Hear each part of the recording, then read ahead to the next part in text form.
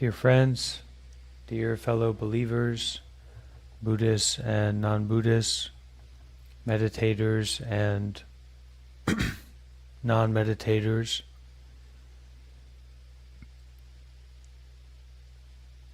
this is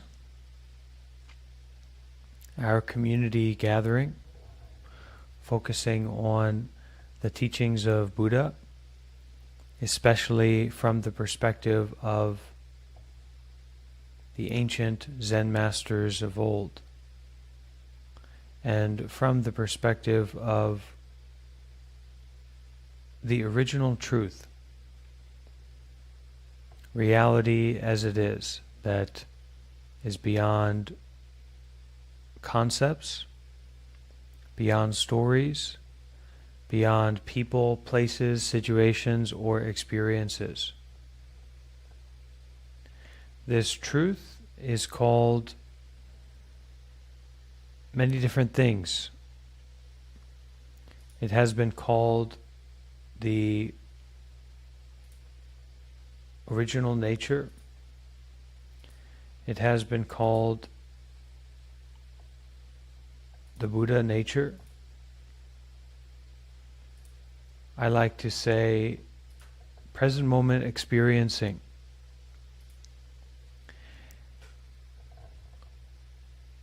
We can also say mindfulness and detachment. There is a story of ourselves and the world and other people that we interact with. And then there is reality. There is a dreaming state where you identify with a particular body or a particular person in an environment, and there are other particular people or places or situations in that environment. This is the dreaming state, the state of the created truth. Here, we are gathering together to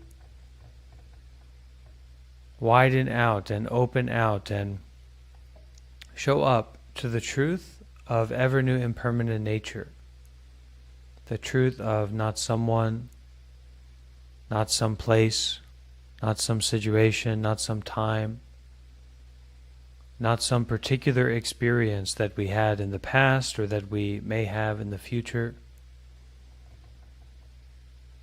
We can also say it in song, something like this.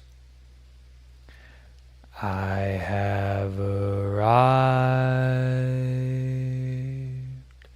I am home, in the here and in the now. Can say it again. I have arrived, I am home, in the here and in the now. We can also say, I am solid, I am free, I am solid, I am free, in the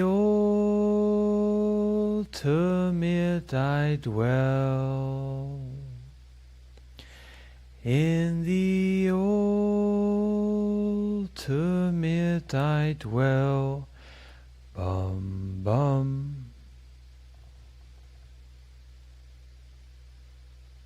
Many people have the wrong view about meditation, that it is something pleasurable or it is something comfortable or maybe having an empty mind, something like this.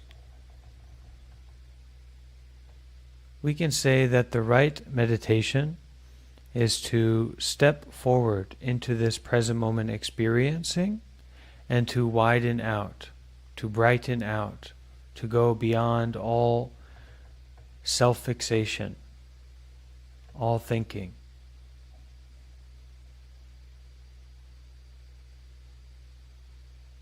There is a natural spaciousness, but don't attach to that spaciousness.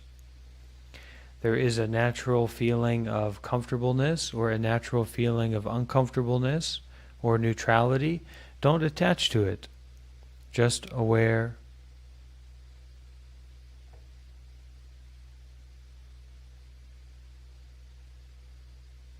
Rather than clinging or attaching to a particular meditation method, we can emphasize arriving. We can emphasize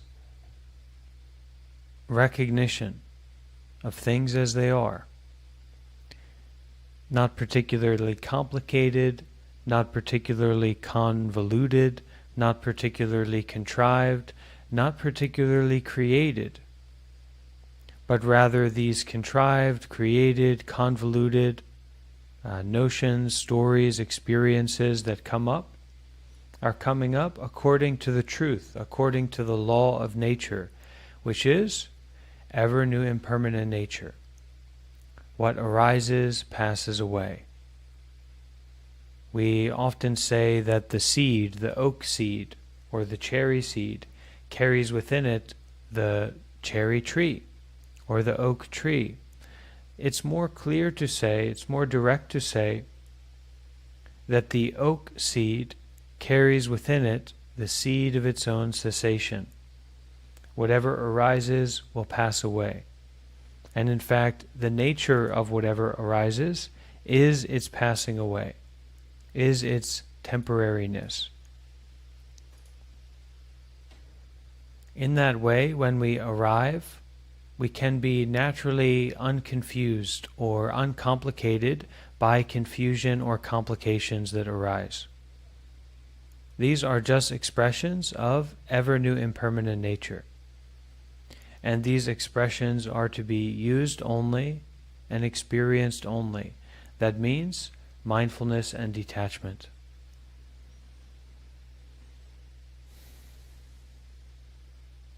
Mindful and free. Coming and going freely, without hindrance, without boundary, without complication. This is the great power of not someone, not some place, not some time, not some situation, not some particular experience, but just to arrive at home. I am at home, in the here and in the now. And we can really practice like that.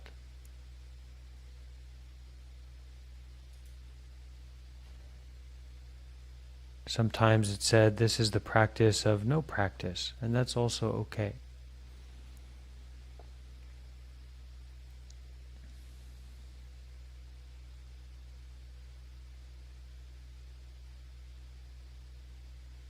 Our next breath is not guaranteed. Be mindful and detached. Not about how you breathe or how the breathing feels, but regardless of breathing or not breathing. Mindful and detached, aware.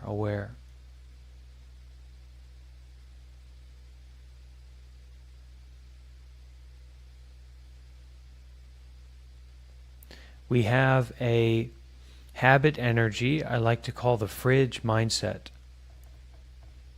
What is the fridge mindset? Well, let's look to what is the purpose of a fridge. The purpose of a fridge is for you to get what you want. We can also call it the McDonald's mindset. That's the purpose of a fridge, to get what you want. And because many of us are so accustomed to having a fridge and having many modern conveniences, we tend to be locked into the fridge mindset of getting what we want. This body and mind are not about getting what we want. This life, this mind, this reality is not about getting what we want. The truth is not about getting what we want. So let's try to emphasize arriving, arriving. At home, I am at home, in the here and in the now. In the ultimate I dwell.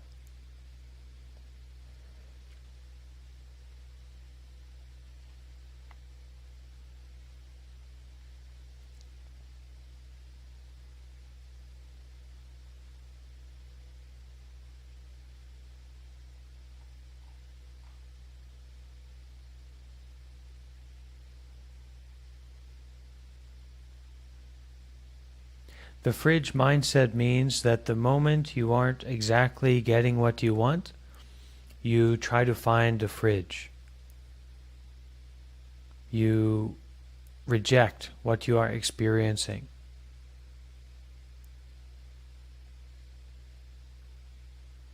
Don't reject what you are experiencing. Detach from getting what you want or avoiding what you don't want. Just aware, just aware. Brighten, widen out.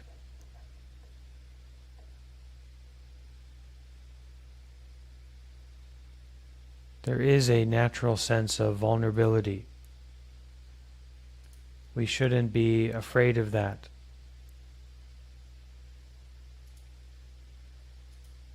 Difficulty and mistake and failure or wrong understanding is the direct opportunity to develop the right understanding.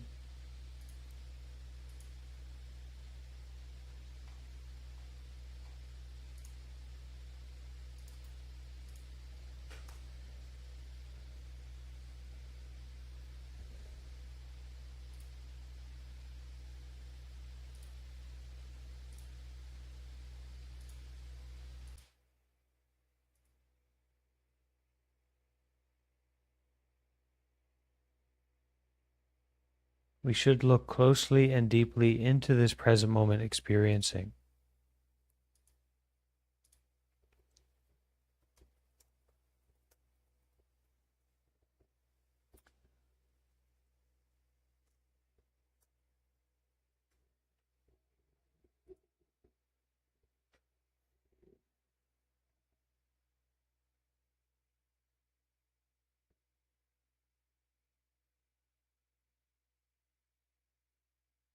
Breathing in, you know that you are breathing in.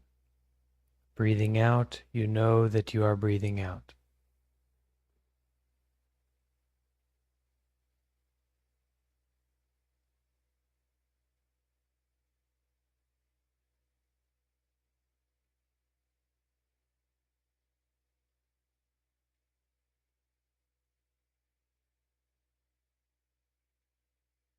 Today we will be supported by reading through the teachings of enlightened masters of old, the ancient Zen masters, the ultimate teachings, the highest level of spirituality, the enlightened ones, guiding us and directing us. We will listen and share and open ourselves to these direct teachings from Buddhist monks, Zen masters, hundreds and hundreds of years ago, and not just their writings, but their mind reaches us in the here and now. And not just their mind reaches us in the here and now, but their mind is no other than our own mind. Recognizing, stepping into the flame and the fire of present moment experiencing.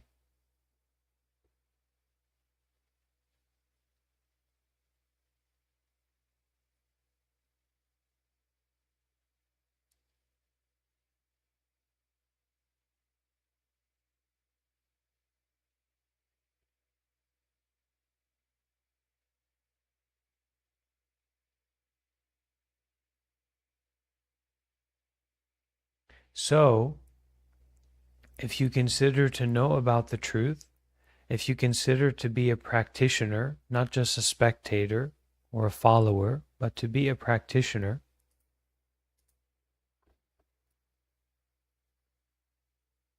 you may not be ready to step into the fire and the flames. That's okay. All of us have some resistance, some difficulty about serious practice or changing our mind fully. But you, at the very least, need to have this approach that does not shy away from the heat, that does not shy away from the intimacy, that does not shy away from this opportunity to be exposed, to be vulnerable, to sweat. That means to endure. That means to experience directly what's happening right now. It doesn't matter what I say, it doesn't matter what happens in this group from this point on. But you dare to endure. You dare to show up. You dare to experience this. Experience your life. Experience your mind. You can't change your mind if you're unwilling to experience your mind. Isn't it like that? This is our opportunity to experience the mind. Let's say that I'm the teacher, I'm the monk, I'm the facilitator. Let's say you're the student or the follower or the participant. These notions, these roles are to be used only and experienced only with mindfulness and detachment, to feel the heat, to experience the mind, to change the mind. That's it. Not to be attached to, not to be believed in, but to be made use of. To be experienced only.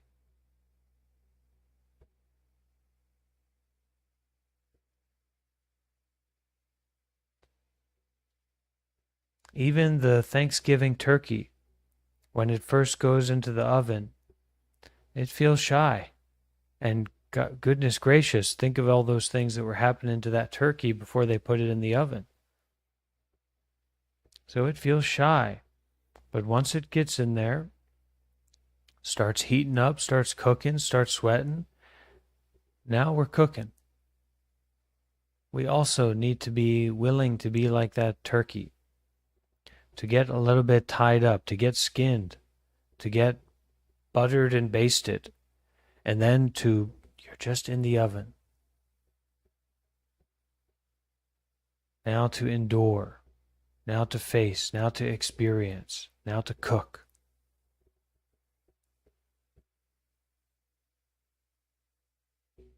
Actually, this isn't about thinking anything. It's not about believing anything.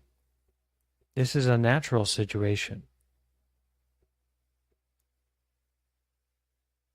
This is a matter of direct experiencing, not to be attached to, not to be trapped by, also not to reject.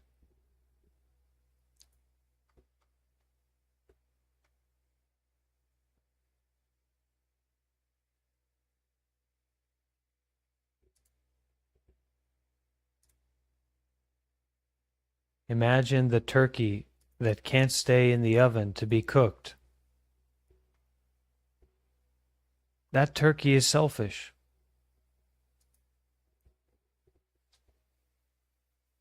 Because we are not just a turkey in the oven for ourselves. We are a turkey in the oven for everyone. Doing this work, practicing mindfulness and detachment, listening to these teachings, being vulnerable, sharing, turning on your camera, sharing your experience, asking questions, is not just for yourself. It's not just about you. We do for all.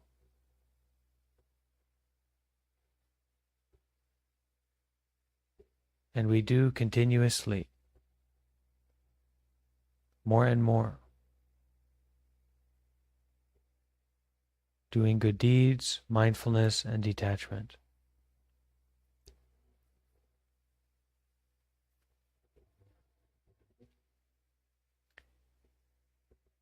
So I would now like to open up our gathering to an ancient Zen teaching from Zen Master Yuan Su. And the title of this teaching is called Distortion by Teachers. Distortion by Teachers.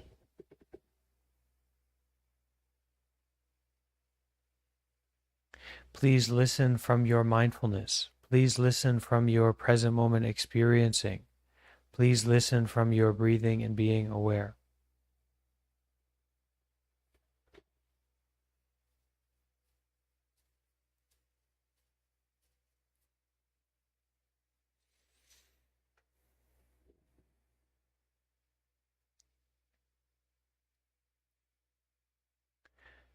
The one road beyond is vast as cosmic space times 10.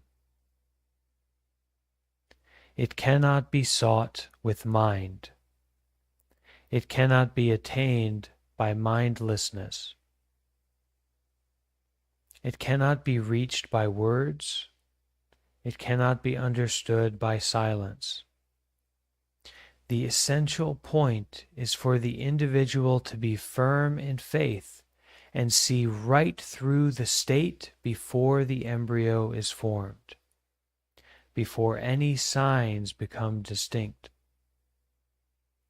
The essential point is for the individual to be firm in faith and see right through the state before the self-experience is formed, before any signs become distinct. Passing through the heights and the depths, escaping all traps, ranging over all time, totally without attachment and repulsion, free in all ways. When you attain great independence, you have some measure of accord with the one road beyond. If you rely on the differences in teachers and see the differences in people, you are misled by blind teachers into holding up and attaching to the Buddha, Dharma, Zen, the Tao, mysteries, marvels, functions, and states.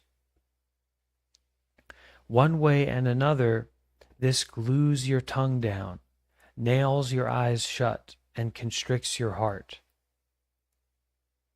Like oil getting into flour, this becomes deeply ingrained until you eventually become a sprite or a ghoul, emanating countless lights and manifesting countless psychic powers, thinking you are peerless in all the world. This is what is meant by the saying, our perception is originally correct, but it is distorted by teachers.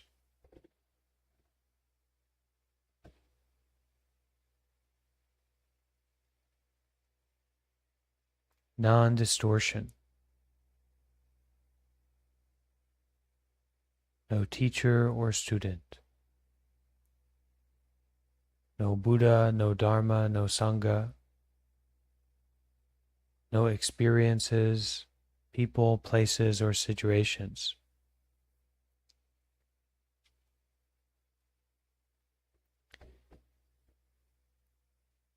The inconceivable door of great liberation is in everyone. It has never been blocked. It has never been defective. Buddhas and Zen masters have appeared in the world and provided skillful methods with many different devices, using illusory medicines to cure illusory illnesses. Just because your faculties are unequal, your knowledge is unclear, you do not understand what you see and hear as you see and hear it, and you are tumbled about endlessly in an ocean of misery by afflictions due to ignorance, by emotional views and habitual conceptions of others and self, right and wrong. The various teachings and techniques of Buddhas and Zen masters are only set forth so that you will individually step back into yourself, understand your own original mind, and see your own original nature, so that you reach a state of great rest, peace, and happiness.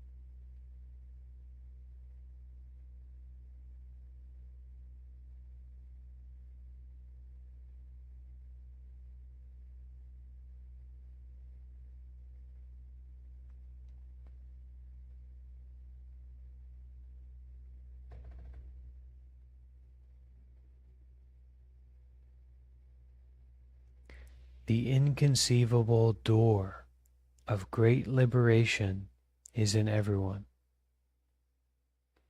It has never been blocked. It has never been defective. Buddhas and Zen masters have appeared in the world and provided expedient methods, convenient and practical methods, with many different devices, using illusory medicines to cure illusory sicknesses.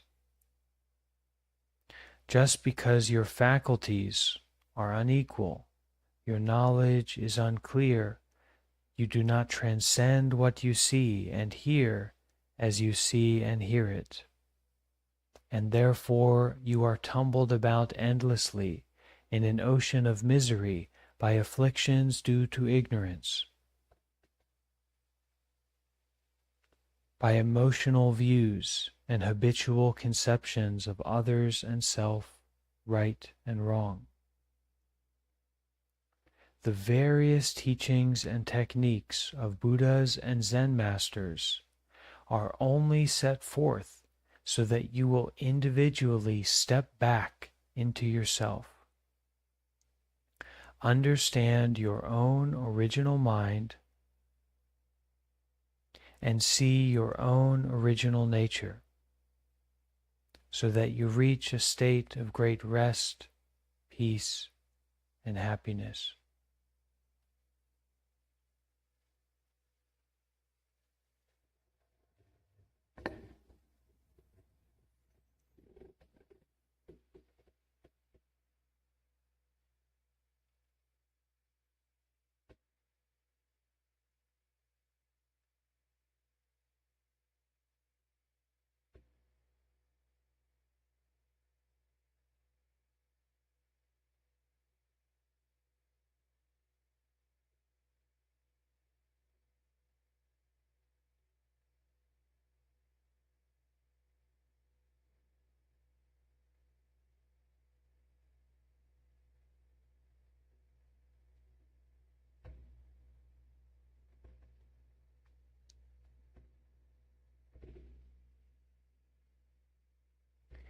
In Buddhism, there is no place to apply effort.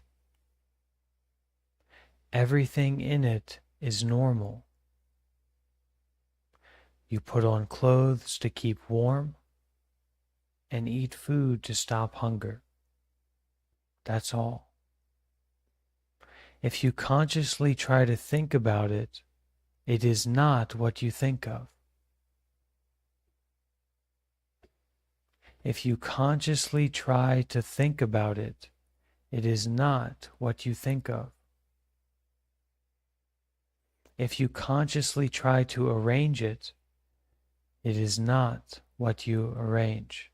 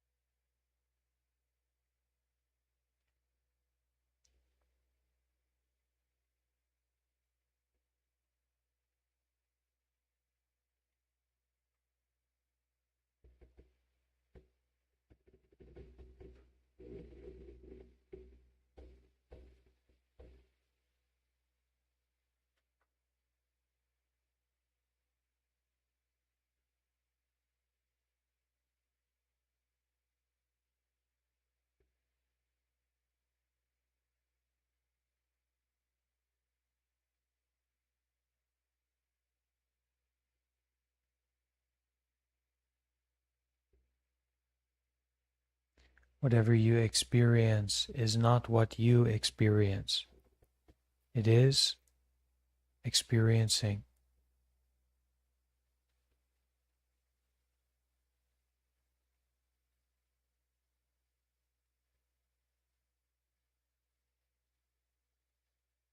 Experiencing itself,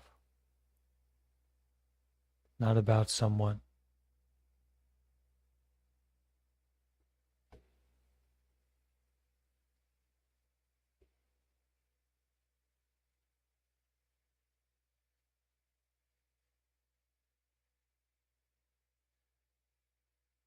You can even say gently to the mind, it is not about someone.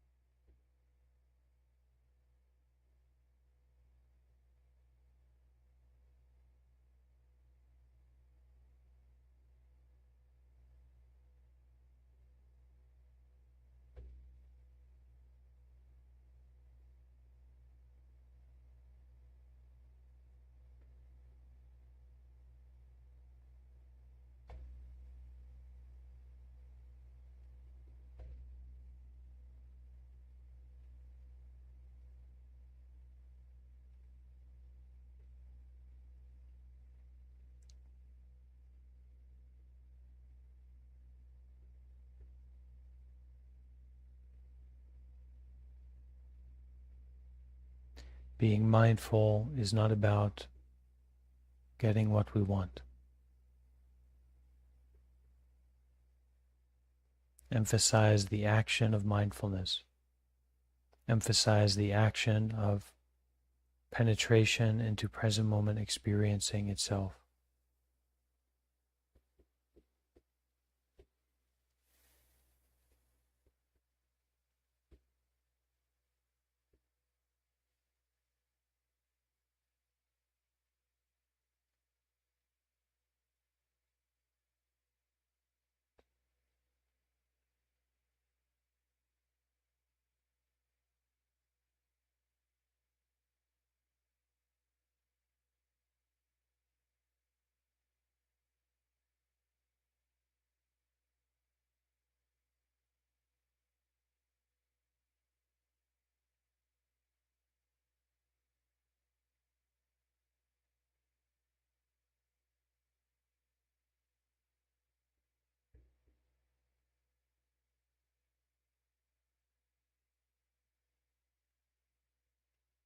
Whatever phenomena arises, mental or physical experiences,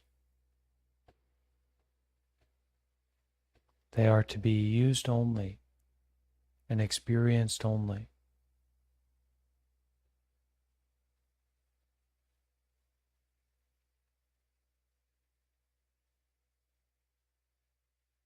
Just be mindful.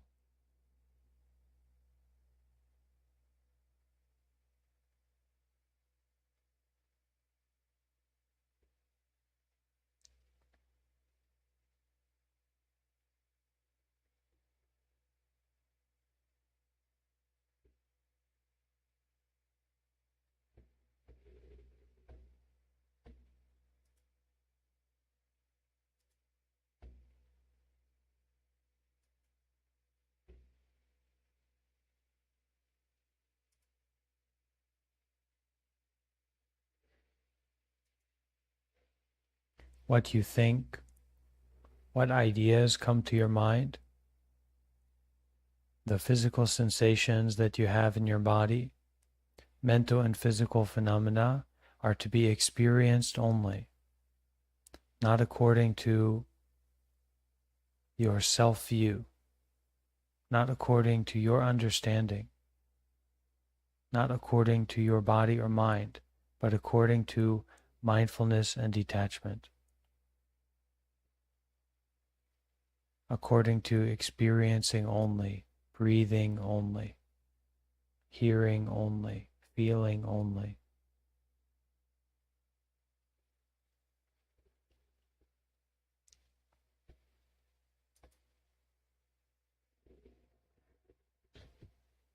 The view of someone is a wrong view.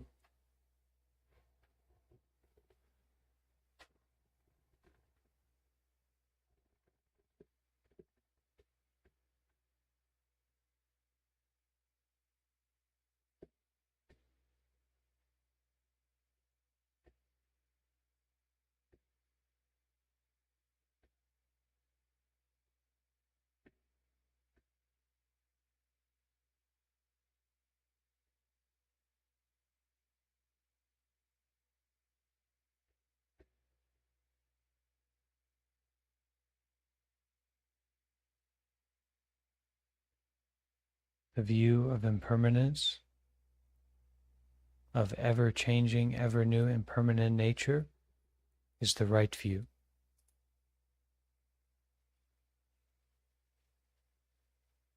Mindful and watchful over the arising of the breath and the passing away of the breath. There is not someone, something, some place, some situation. Through present moment breathing, experience for yourself mindfulness and detachment.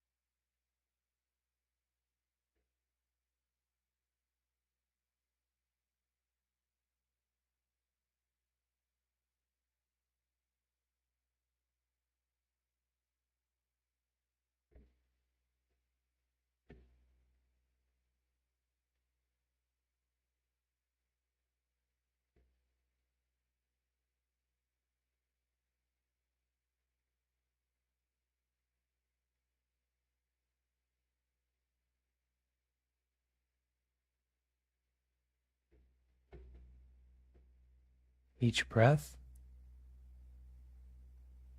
is to be mindful of only. It is not to practice breathing meditation.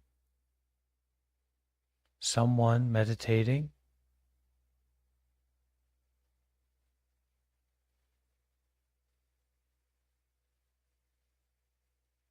is not real, not true, not to be relied on.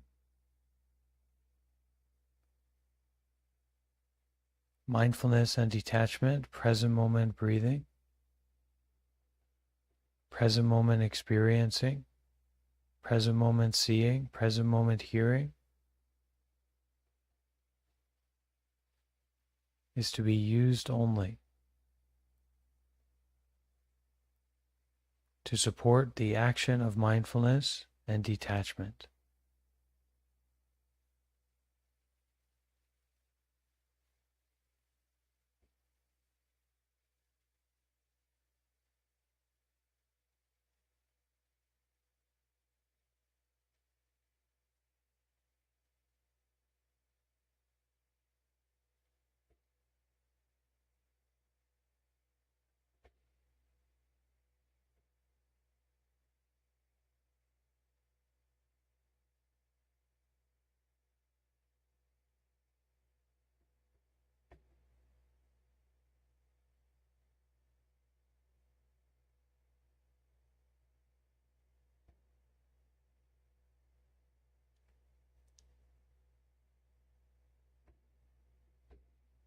Present moment experiencing, mindfulness and detachment, the truth, ever new impermanent nature, the reality body, the essence of the mind, is not about sitting in a particular position.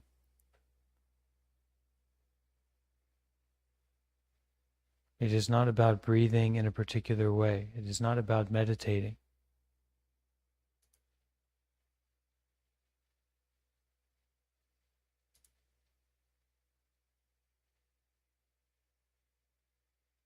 It is not about Buddhism.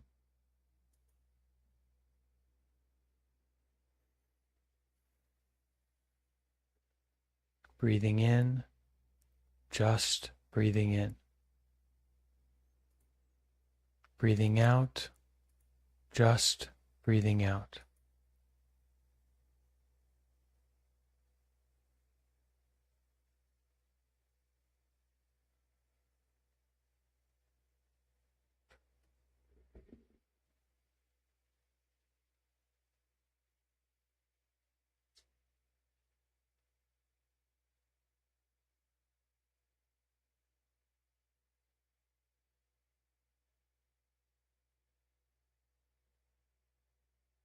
Every moment, with every breath, moment by moment, detach, abandon, experiencing only, breathing only, aware only.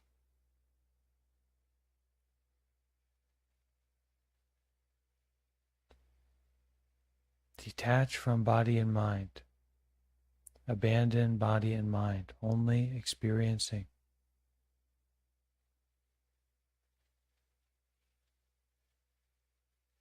Only aware, uninvolved with the uninvolvement itself, stepping back from the stepping back itself, detaching from the detachment itself.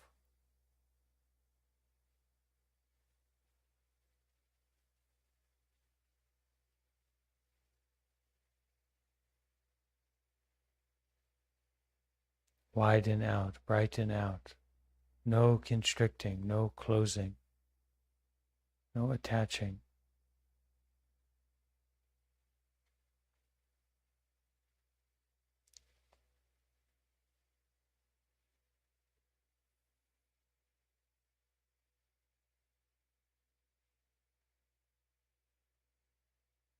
Let the face relax, the eyes relax,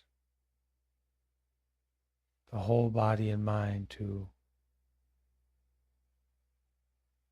detach, to fall apart.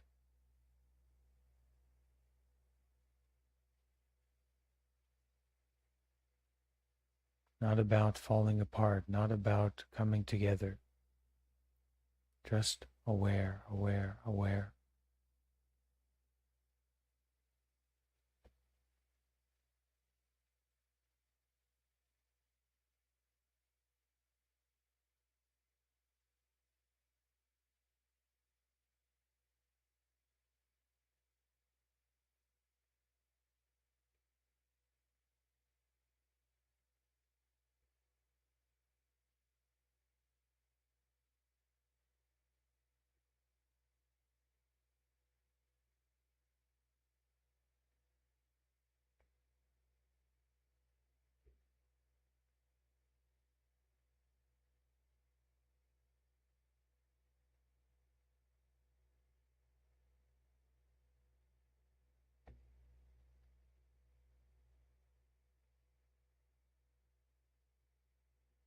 Don't be serious. Widen out, brighten out, open out. Penetrate.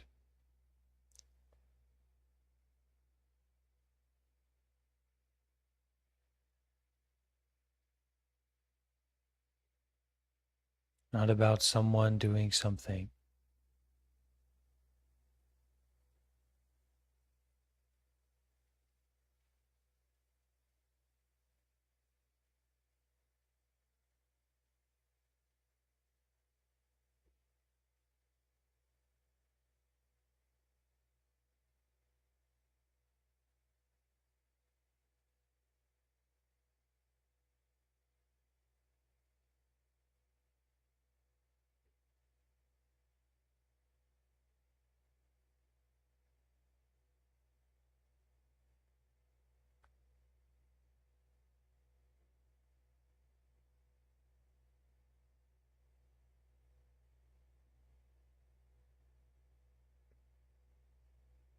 Not about processing anything.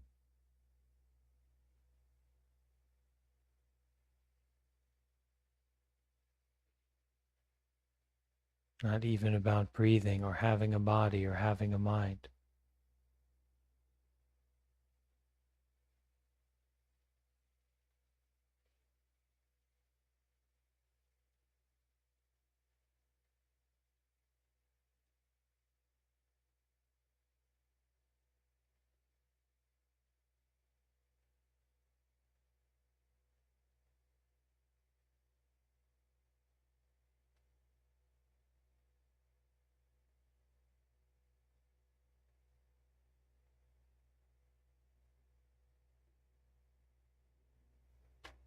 Not about scratching an itch or not scratching an itch. Not about this moment or past moments or future moments.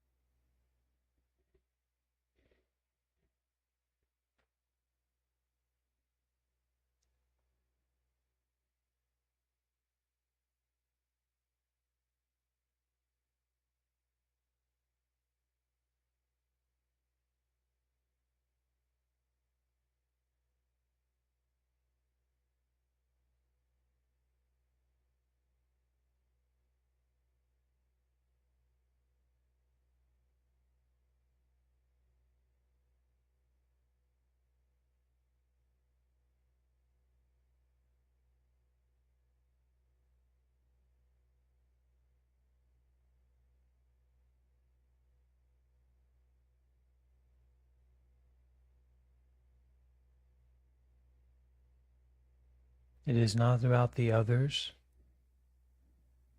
It is also not about oneself. Oneself and the others are included, but it is not about either of them.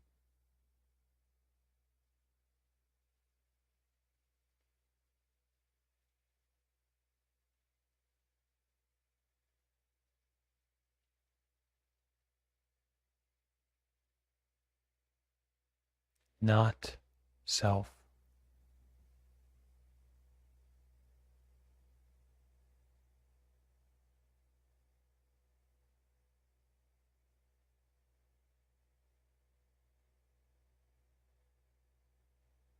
Not someone.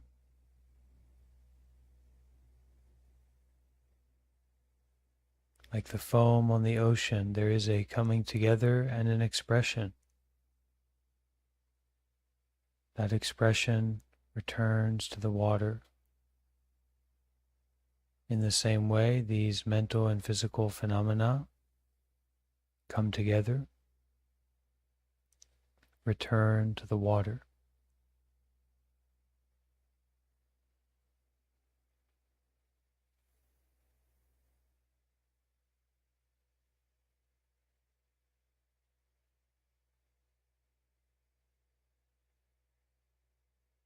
Practice seriously, but don't be serious.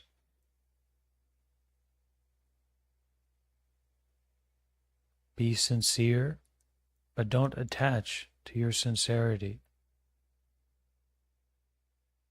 Widen out, brighten out, free out, share out.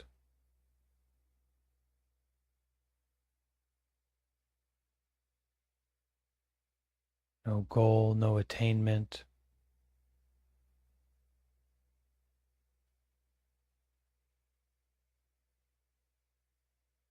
No grasping or rejection, just mindful.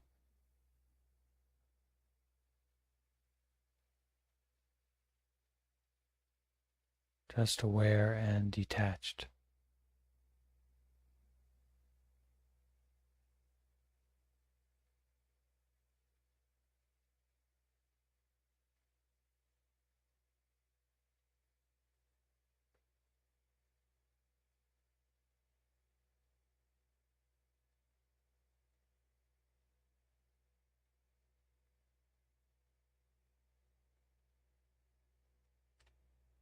Be generous to give away your involvement with mental and physical phenomena that arise.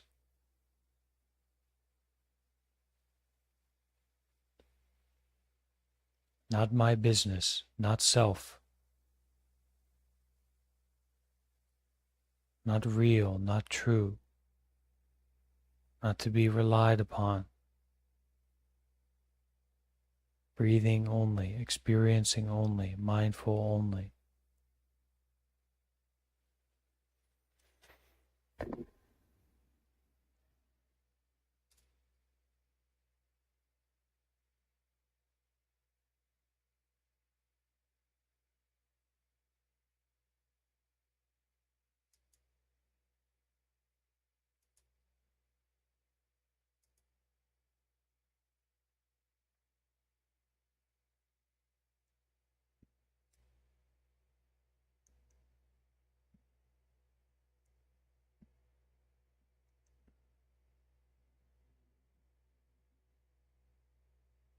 Beyond self, beyond others, beyond itself. Beyond is beyond itself.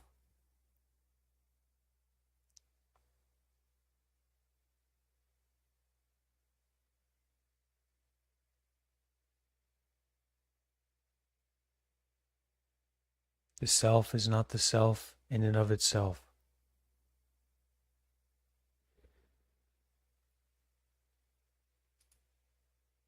To end, to finish, to forgive, to widen out, spread out, share out the finishing, the ending.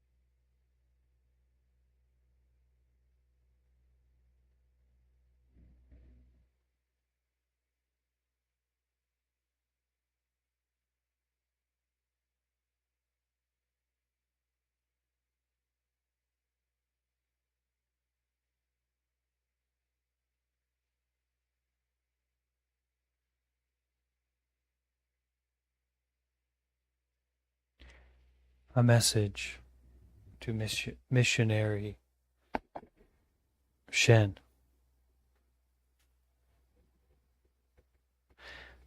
The livelihood of patched-robed monks is most direct. Becoming a Buddha and a master right where you are, without exerting the slightest bit of energy.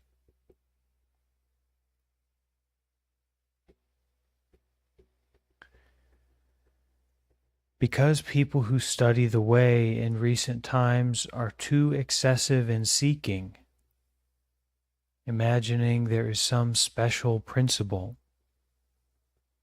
they simply misrepresent mental events and are drawn into the arising and disappearing of phenomena by the workings of subjective self-awareness. Grasping phenomena that arise and disappear and construing them as ultimate states of peace and bliss. That is very much mistaken. That is why it is said, do not explain reality with a state of mind that gets aroused and dies down. It is like someone who makes false claims to royalty and gets himself executed. How much the more of spiritual royalty? How can it be taken by force? Truly, the way of the school of ancient masters is strict. How could it admit of dependency and dawdling, wasting time, being dependent on certain experiences, certain phenomena, feelings? Truly, the way of the school of ancient masters of freedom is strict. How could it accept dependency on conditions or wasting time to get enlightened? It is only great people with power who can face danger without fright and directly penetrate the basic truth at once. It is like a huge mass of fire. Who dares to look straight at it?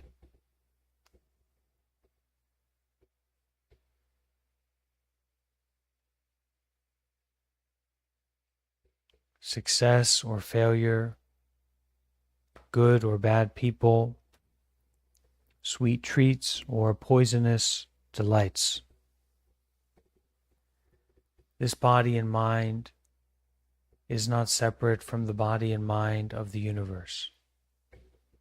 The body and the mind of the universe are alight, burning, finishing, ending, resolving, all the time, all at once, everywhere, continuously, without stopping. Who dares to step into the flame? Who dares to penetrate into this present moment experiencing right here and right now? That is the task of a practitioner of Zen, of a believer, of a follower.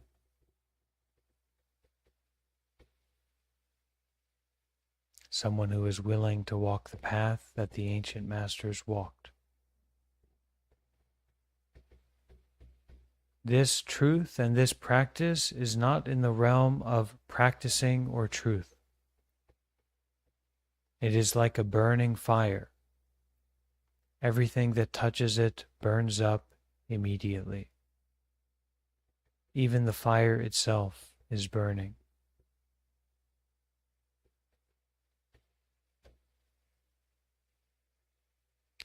With this, we will stop meditating and we will open for question and answer and sharing experience.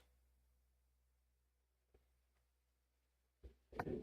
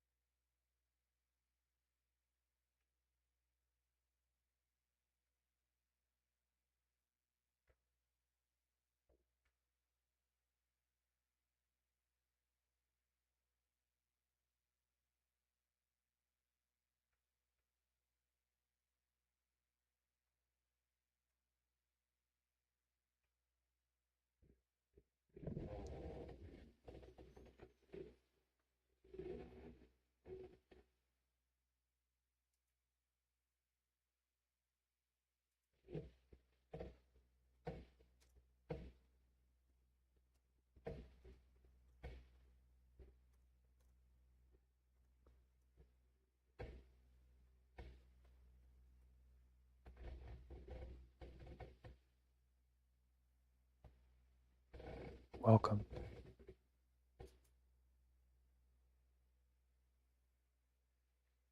Okay, let's begin with Caroline. Caroline, what's your question?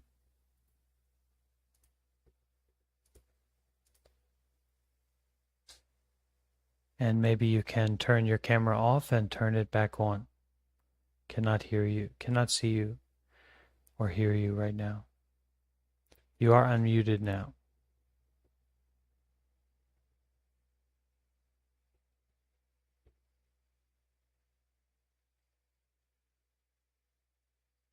Yes.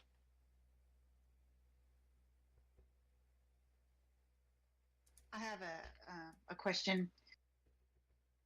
So yesterday and sometimes after I work, the done with work for the day, and then suddenly I get I just get irritated because now I think, well, now what should I do? And I know that's just an attachment to either being entertained or it doesn't happen all the time, but sometimes I do, and I think of all these things that I could do or should do, and how can I step out of that habit?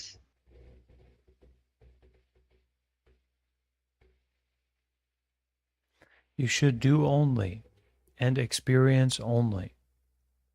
You should be mindful more and more as much as you can. When you notice the mind of what should I do, what can I do, you should practice mindfulness. Or you should listen to a Dhamma talk. Or you should go for a walk with mindfulness. You need to keep busy. You need to keep getting involved because we are doing the work to change our mind. There will be most situations and most opportunities for the body and mind to sleep or eat or distract ourselves or be awash in vagity. This means that sleeping is not much important. Eating is not much important. Relaxing is not much important. We need to concern ourselves with doing good deeds more and more, being mindful more and more, listening to the Dhamma more and more, showing up, volunteering, being generous, whatever it is for you. Just get involved. Actually, many of the ancient masters will encourage that we are to be like a person whose head is on fire. We should really get involved in practicing continuously. In this way, we can quickly change our mind and we can quickly realize the truth of the body and the mind. And the truth of the body and the mind you will find in doing only, experiencing only, mindful only. But it is the action of mindfulness. It is the action of volunteering. It is the action of donating. It is the action of doing good deeds. It is the action of walking with mindfulness. What you think about it isn't much important. We should try to have faith to practice more and more and more and more continuously, especially at those times when we are considering or contemplating about what to do. We should just do it. Just do more and more good deeds. Okay.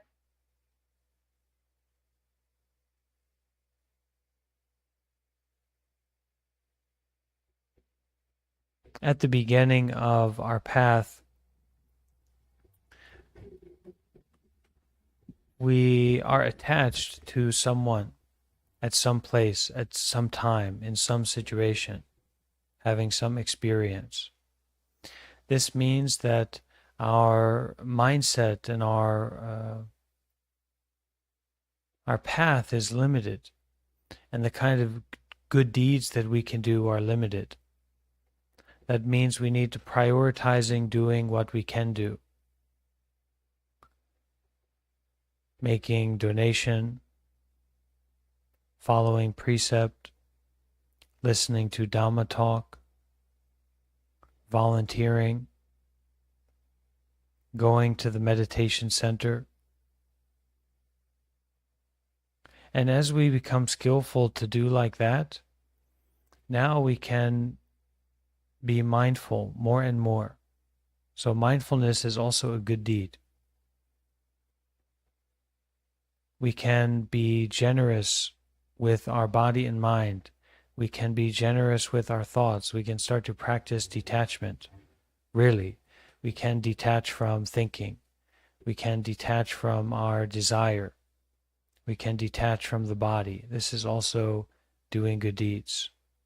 But at the beginning, we need to just do, and we need to put ourselves and create conditions in our life where we can do more and more, where the main purpose of this body and mind and the life that we are in and a part of is to do good deeds, not to feel pleasure.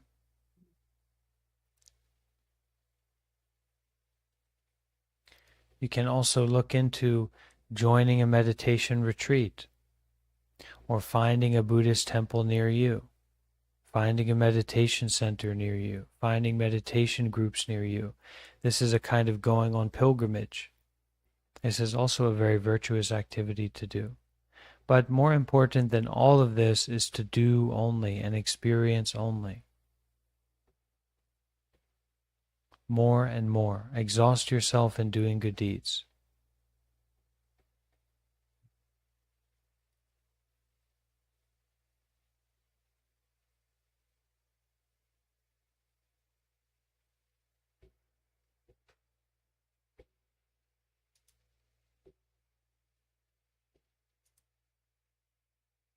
Thank you.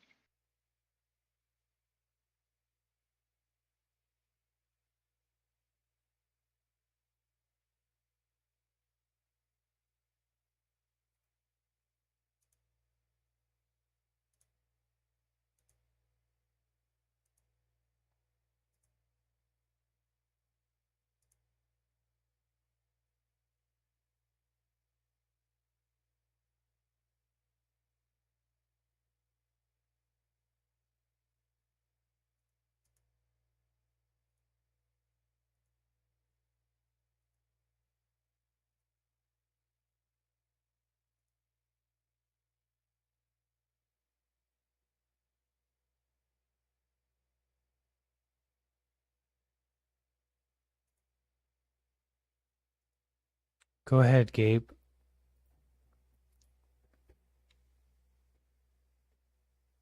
What is your question? Hi, Bante. I'm in college, and I Go ahead, just Gabe. college and work. Um, I find myself often really busy, but at the same time, even when I'm in the middle of a class, I'm I've been doing a lot of I've been trying to watch a lot of the meditation videos, even when I'm not physically available, and I've been trying to just remember to be more mindful in life. And I think it's been helping a lot. But sometimes when I feel like I'm I need to watch something for a class or to understand something, like a YouTube video. I'm trying to be more mindful in the way that I use free time to consume media, especially media that's kind of like helpful for a situation. But basically I'm wondering if when consuming certain types of media, how to go about being mindful while you're doing that, if that makes sense.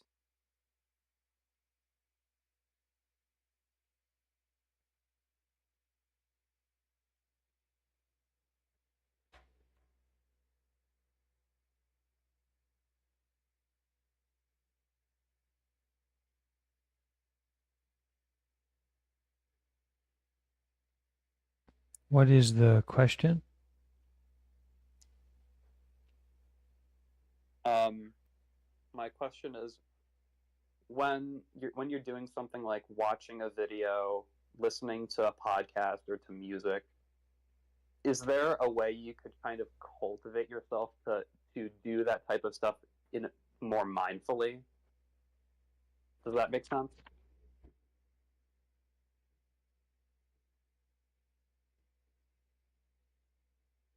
What kind of content or music are you listening to or watching?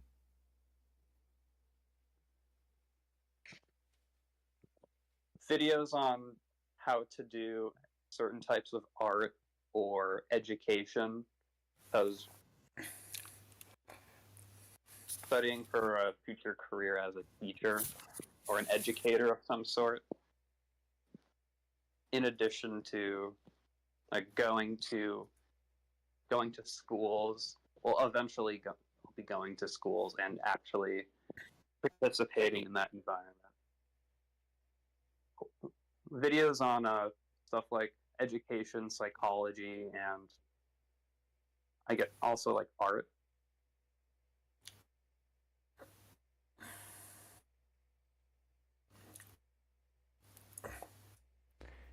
Well, you should detach from this view of you watching those videos. And in that sense, it's a matter of watching only, listening only,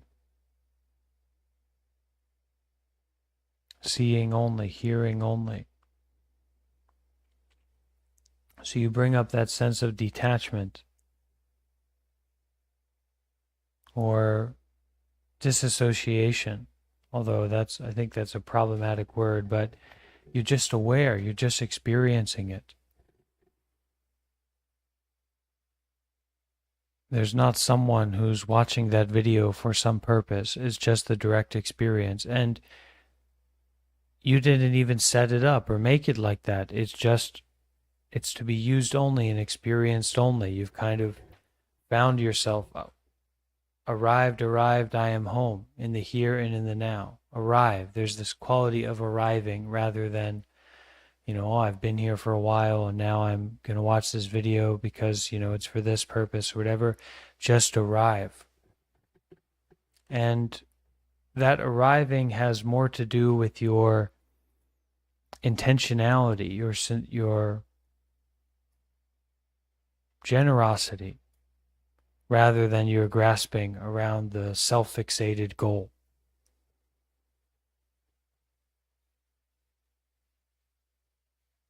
Of course, there's the standard answer of you stay with your breathing, as you're watching the video or listening, whatever, you focus on your breathing. But actually that awareness you have about the situation, you can bring that recognition to the direct present moment, the direct experiencing. And through that you seeing. You hearing. You breathing. Not about someone. Not about some situation. Some particular place or period of time or lifespan. But it's the direct experience only.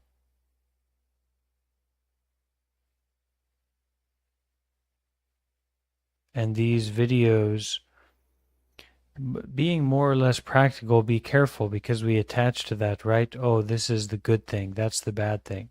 This is the holy thing. That's the unholy thing.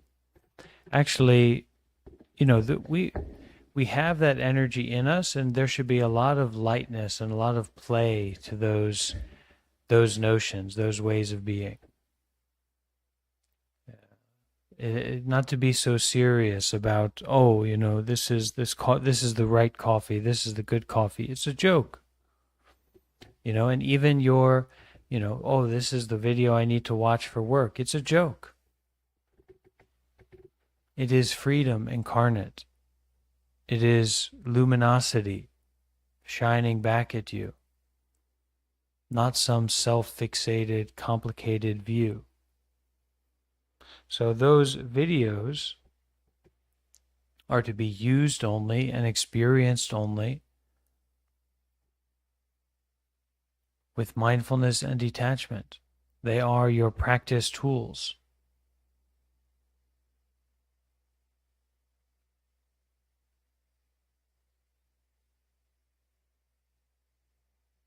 Thank you, Bante.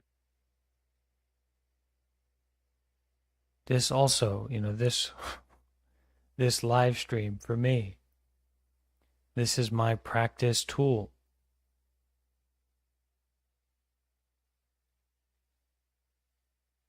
It's to be used only. It's to be experienced only. It's for the purposes of mindfulness and detachment.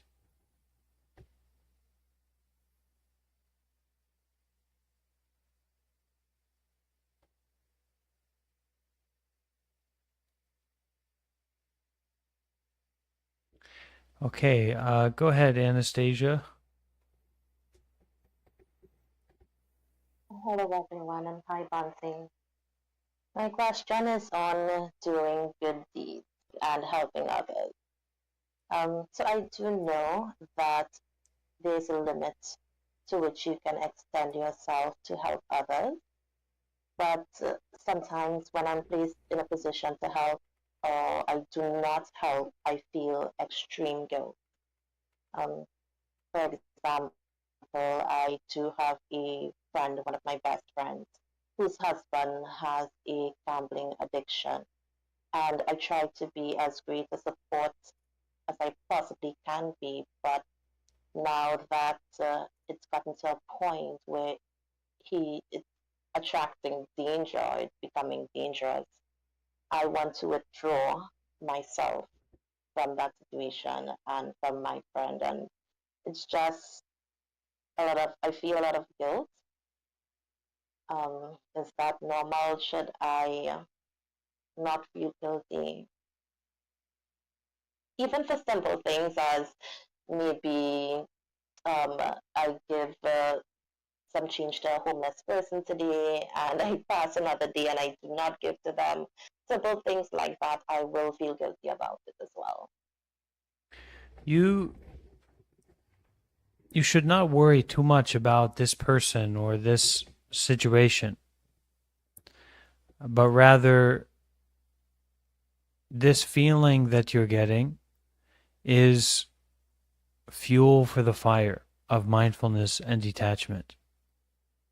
You are already skillful to be generous, to take care, to consider about the others. You know how to use that power. You also need to know how to use the power to abandon the others. Not reject them, but if we, open up a big bag of candy in rural India and go to the village and want to hand out the candy to all the children, it can get out of control very, very quickly. And that's just with a bunch of children who want some candy. Completely out of control. So the power of detachment, the power of abandoning the others, is also the power of knowing the true nature of the others, which is not other than your true nature. So we take care as much as we can, but it's not about the other or yourself. It's about taking care as much as we can. If you get involved in the guilt or the shame or the complicated thinking about the situation, well, you're not taking care. You are feeding into the wrong view of a self, of a someone. That homeless person, that addict, that man is not someone. I'm sorry, but that's the reality. This is not callousness. This is not a rejection. But it doesn't even need to be said much because you've already offered your consideration. You're coming at it from a place of of care and consideration. So it's not a matter of callousness, but it is to detach freely and openly and offer out that detachment. Establish your practice, okay? Establish your mindfulness and detachment. And then if you concern about that homeless, offer them the ending, offer them the finishing, offer them the untangling. The same with this man. Offer him your power of detachment. This is not to be involved. This is not to invite. This is not to touch or to taste or to have an experience with this person. It is to widen out and offer them, offer out, not even them in particular, the power of mindfulness and detachment through your present moment experiencing, through your practice. That is the really powerful way to take care of the others in the deepest way, which is not about the others and is also not about you.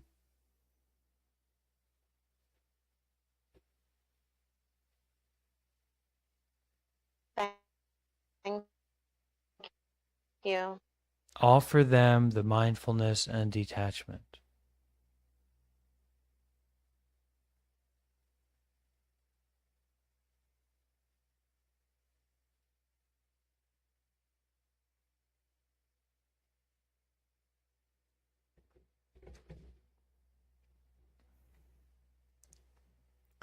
It's like we are the sweet boy, hungry for candy, has a sweet tooth, and he's in the candy shop. And in this candy shop, everything is made out of candy. The doors, the ceiling, the floor, and the finest candies, the sweetest candies. But the boy doesn't realize that everything is made out of candy. So also, this door to liberation is everywhere. All barriers, all boundaries, all positive and negative mental formations or experiences are the sound of the knock at the door. Open, widen out, penetrate. Mindfulness and detachment. Not about someone, not about some place, not about some situation.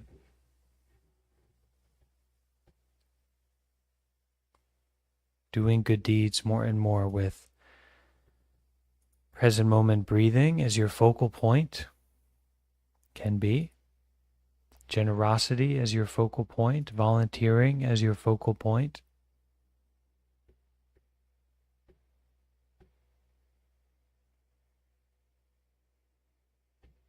Just be mindful. Just step back.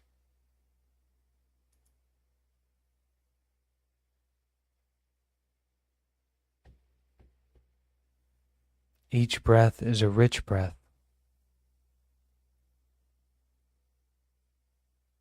There's a real sense, there's a real truth to this hunger, this desire that we have.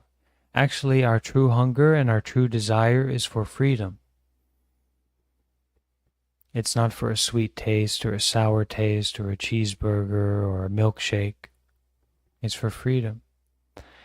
Each and every breath. The richness of getting everything that we want. The richness of freedom. The richness of the Emperor's treasure store is right here and right now.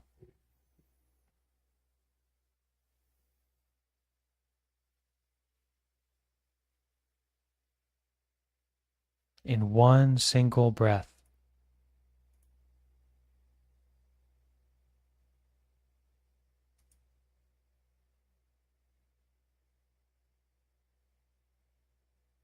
Everything is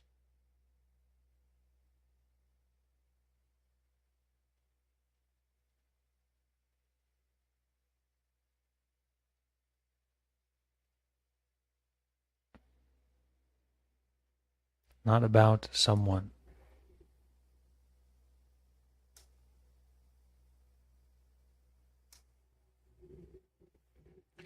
Do we have any other question?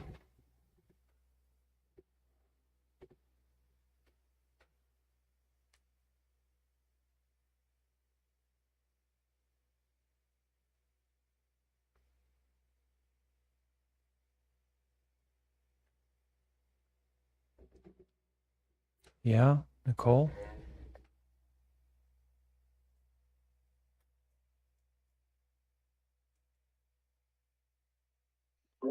Sorry, I pressed the wrong button. Um, I wanted to ask for some kind of advice.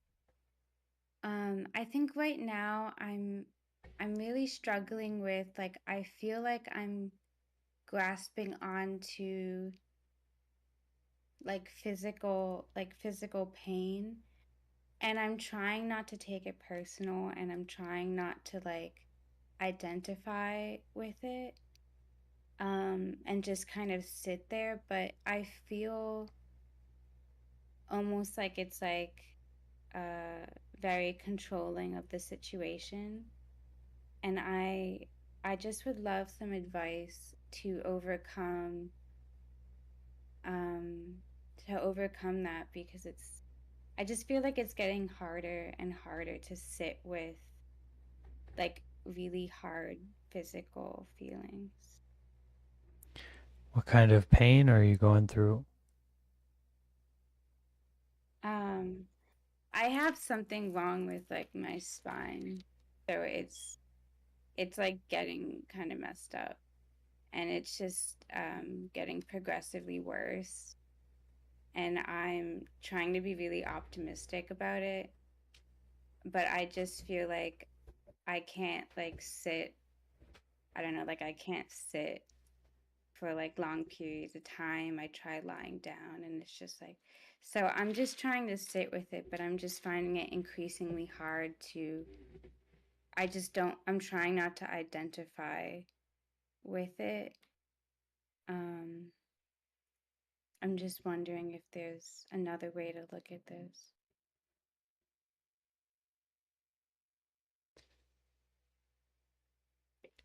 What is going to help you not identify with the pain is being mindful of the pain. If we can be more and more mindful of the pain, we can detach more and more from the pain, or specifically the body. So we are, whether it's through eating or through sexual activity or for oversleeping or over luxuriating, we are developing more and more attachment to the body, or maybe the appearance of the body, right? So it also can be in terms of the mind. This body is not to be attached to. This body is not to be relied upon. This body is the body of dukkha, of suffering, of unsatisfactoriness, of sickness, old age, and death. You know, this body is buying a used car, cash, and then finding out that the car doesn't work, right? And that's and that with the car that we need, the only car we have, and that's what this body is. So we have this period of youth, or we have this period of comfortableness. And some people, they don't get much sick, and they have a lot of physical pleasure and material wealth for their life, right? Until their old age.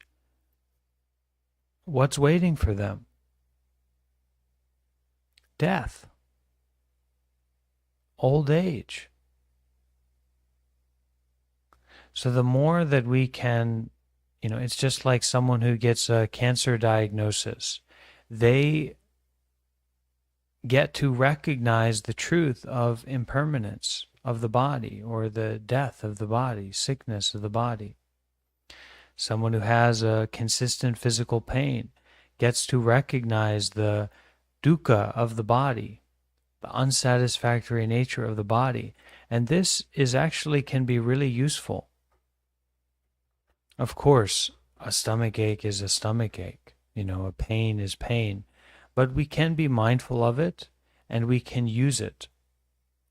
Right? So this pain that you're talking about is to be used, to be experienced, really directly and deeply. Wow. And I mean, what a joy, what a kind of freedom it is to know that you can experience that pain, that you can face it, you can be with it, you can transform it. You have that power in you, that compassion in you, that freedom in you, that healing in you. So try to make use of it as much, try to be mindful of that pain as much as you can. Sitting meditation is okay. Laying down meditation is okay. Walking meditation is okay. We've got to shake off the rust of that, meditation experience. We want to meditate for 20 minutes or 30 minutes or an hour, and we want to have that meditation experience and the after effect. We've got to shake that off.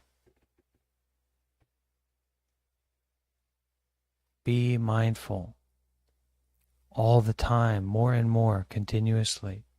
Right now, penetrate right now into mindfulness and detachment, present moment experiencing.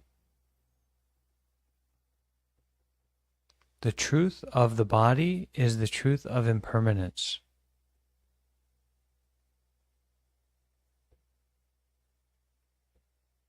So use this as your practice tool.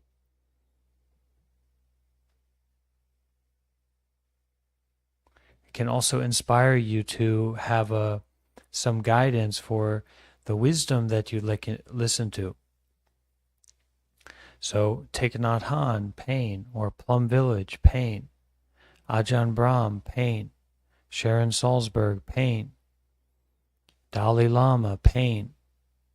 What's this pain about? How do we face it? How do we embrace it? How do we penetrate pain?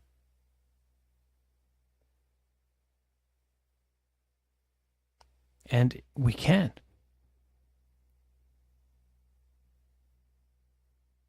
We must to do it. We will to do it.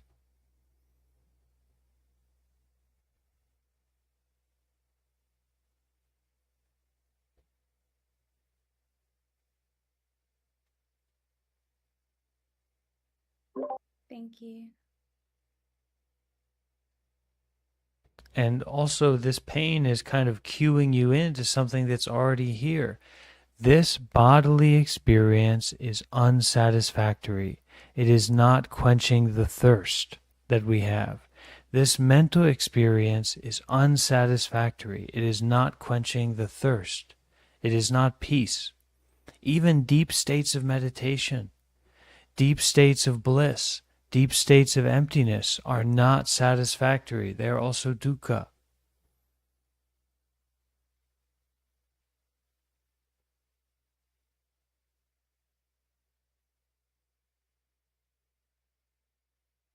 Pain leads to peace. Pain is peace. Dukkha is peace. The pain is the path, my dear. And we learn to say that to ourselves.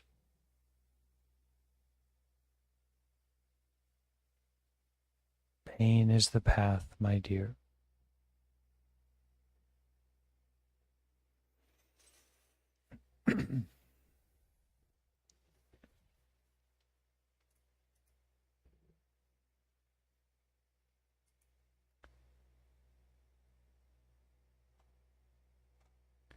And saunas, baths, can be acupuncture, can be, even,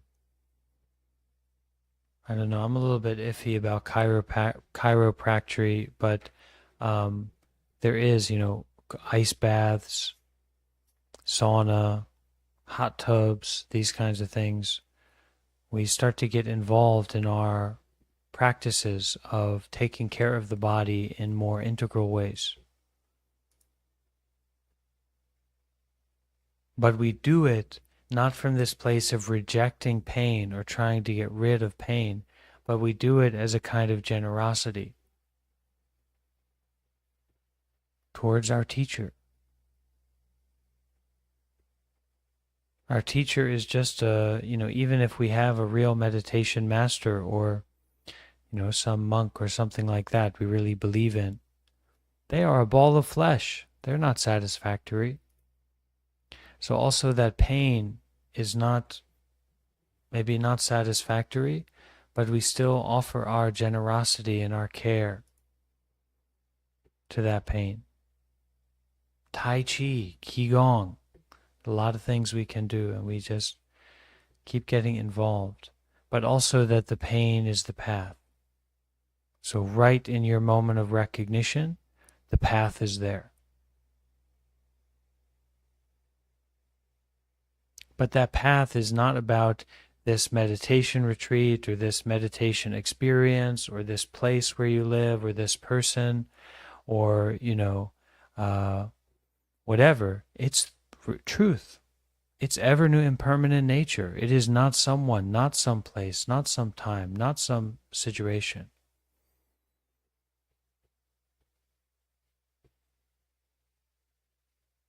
It is coming and going freely, without contrivance, complicatedness, or boundaries.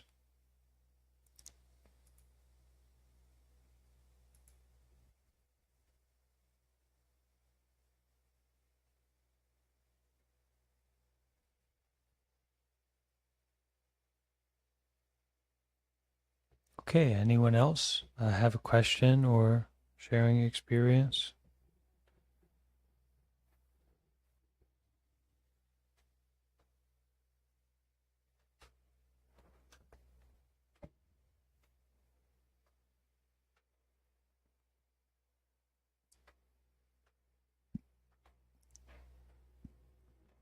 There's a kind of good luck there to, someone gets a cancer diagnosis or someone gets a terminal illness news, right? And they come to their family or they come to the community and say, I'm going to die. Yeah, you are. Me too. This body is painful. Yeah, it is. This mind is unsatisfactory. It can't be relied upon. Yeah, it can't. It isn't.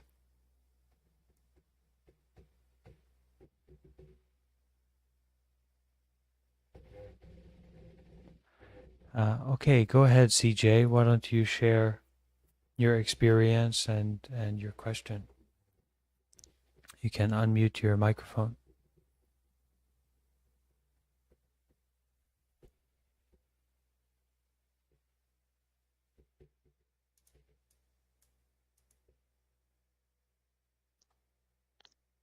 Hi, thank you for hosting this space. I am a big believer in the power of good works and how that comes back to you and how it enriches your life. And I would love to get your perspective on good works and what that means to you.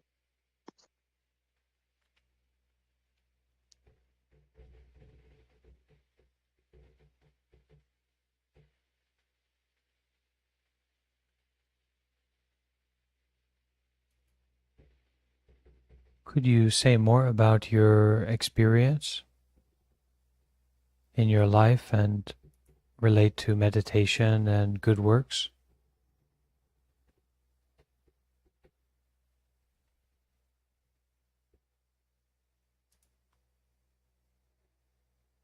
I find that when I meditate and imagine good things for people, that I make them happen for them, whether it's improving someone's life, somebody specific, or setting an intention to do a generally good thing.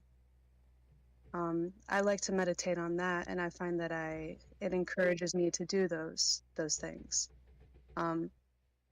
And what I consider a good work shifts and changes all the time. And I am always trying to be conscious of what I feel is good for me or good for other people when I'm defining good works.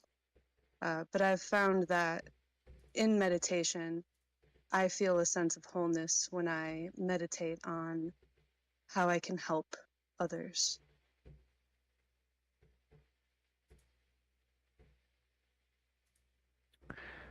In the Buddhist tradition, we believe in merit, so that there are good effects from good deeds, and that this is according to nature, or this is according to the law of cause and effect. The law of cause and effect is so subtle that we cannot prescribe or contrive or understand intellectually how cause and effect takes place. So we say that only if you're completely enlightened, enlightened like the Buddha, you can understand cause and effect.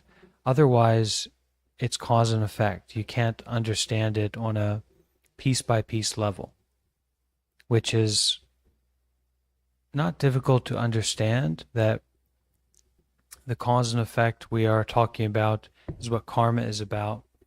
In Buddhism, relates to the moment-by-moment interaction of particles, sensations, neutrons, all the way back 10,000, 1 million years ago up to now.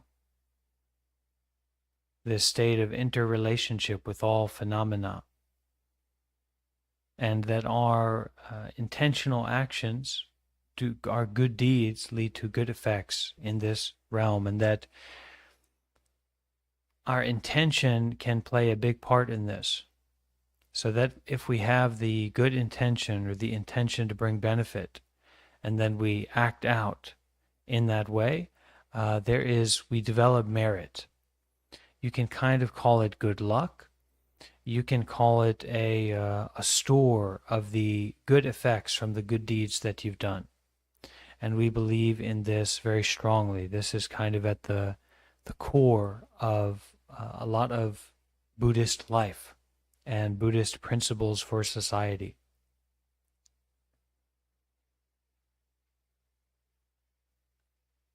My teacher is encouraging people, and I am living this way, to begin working for merit rather than money.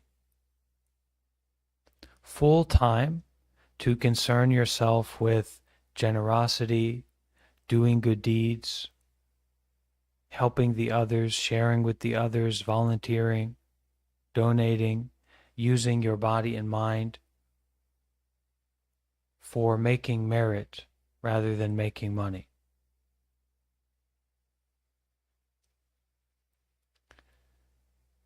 When we are working to make money, we are creating this kind of faux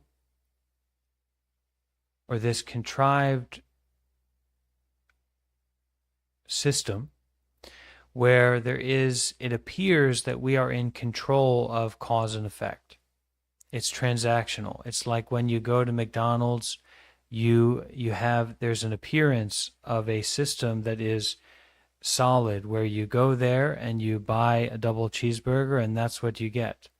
Actually, the moment that you go to McDonald's, you don't know what you're going to get. You might get enlightenment. So when we are working for money, this tends to feed our self-fixation. This tends to feed a sense of greed or non-practical, complicated thinking, and makes us more selfish, more isolated, me, mine, I. Because working for money is about getting what you want. Working for merit is about doing good deeds. And the good effects come along correspondingly. They go together. In a sense, a good deed is a good effect. And doing good deeds, so like the fundamental premise of what is good or what is a good deed or how do you make merit in Buddhism is generosity. So what does that mean? It means we start to live through generosity. We start to live through the practice of generosity. Sharing out, offering out our body and mind, our possessions, our money for the others, for doing good deeds.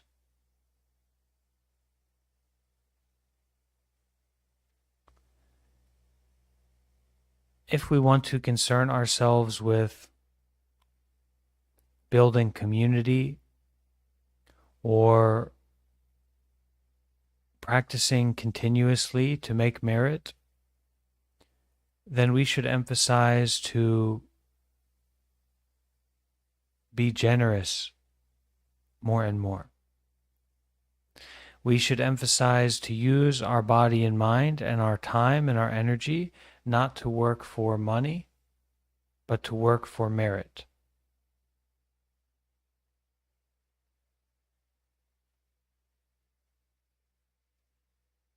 So this kind of work is essential to healing, cooperation, collaboration, protection, communication.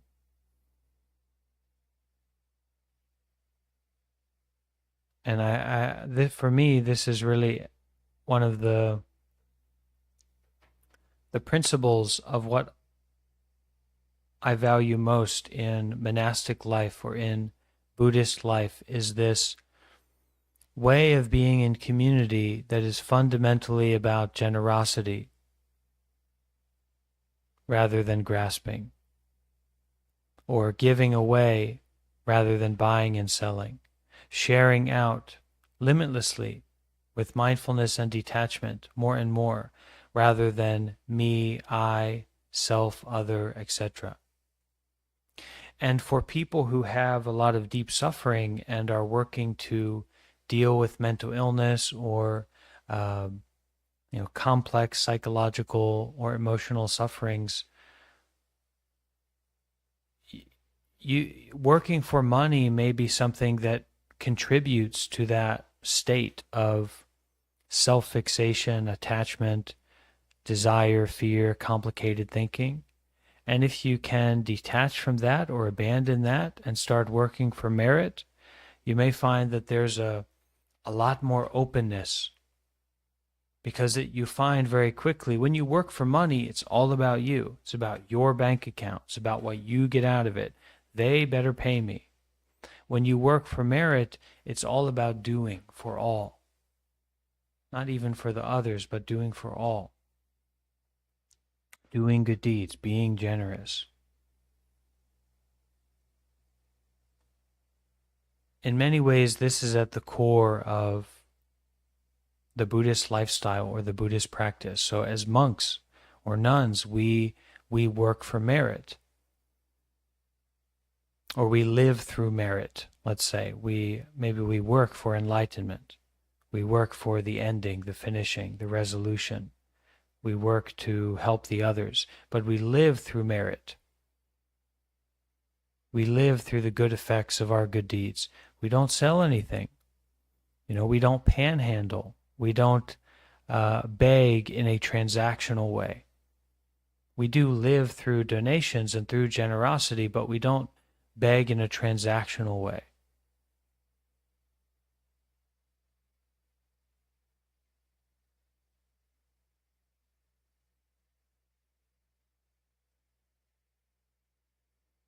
when we emphasize to do good deeds or to make merit or to work for the others, we also bring ourselves into community. It's not that we're trying to create a community and we want to have this position and we want it to be like this and, want to make sure that this happens that way.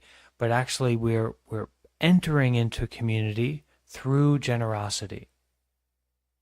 The community has a foundation on generosity, and thereby a foundation on virtue, and thereby a foundation in a kind of meditative presence or a contemplative presence.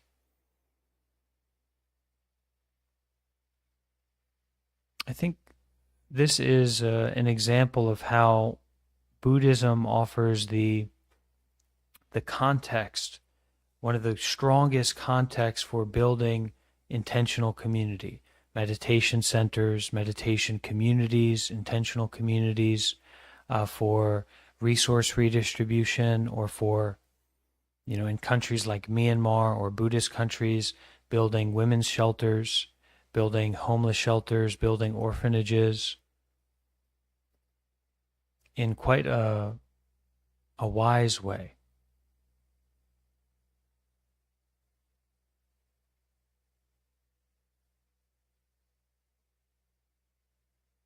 The main point for anyone interested in being a Buddhist or practicing Buddhism: start doing good deeds. Start doing actions of generosity. That's it.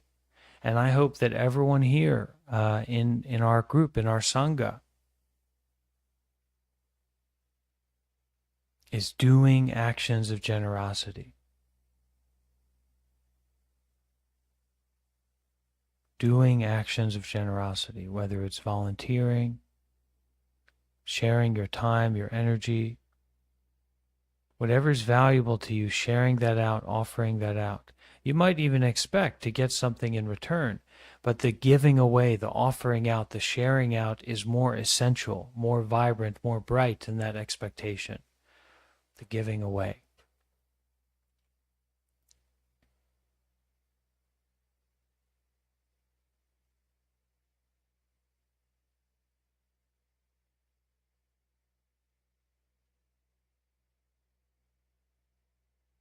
And in this moment, with our presence, our attention, our showing up, we can give away our past, our future. We can give away our body and mind. We can practice mindfulness and detachment fully.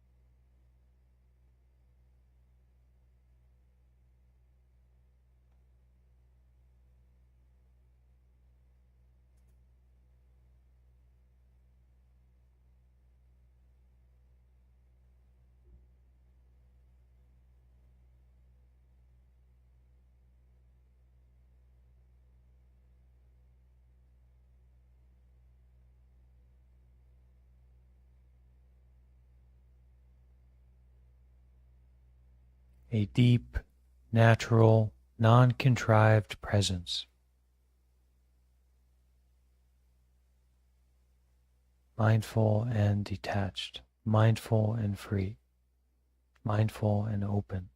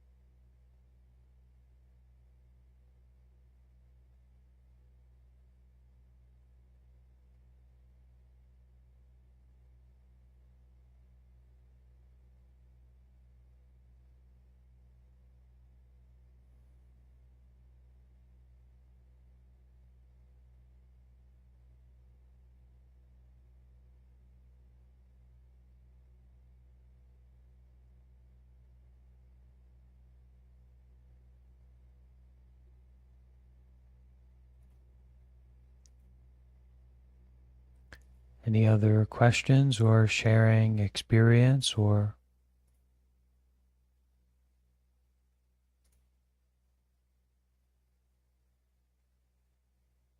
some idea or a point to share?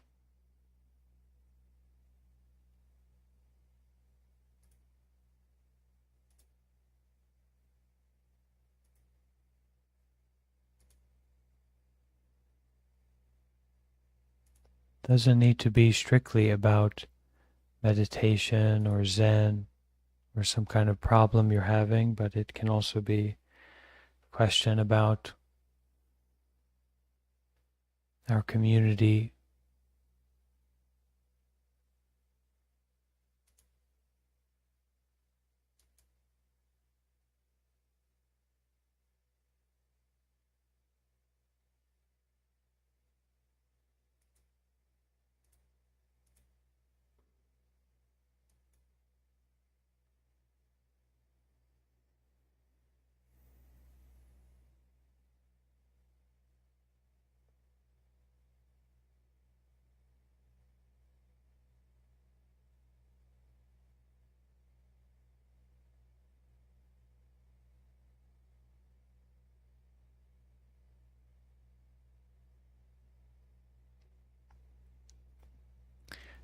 Go ahead, Jesse. You can unmute your mic and ask your question.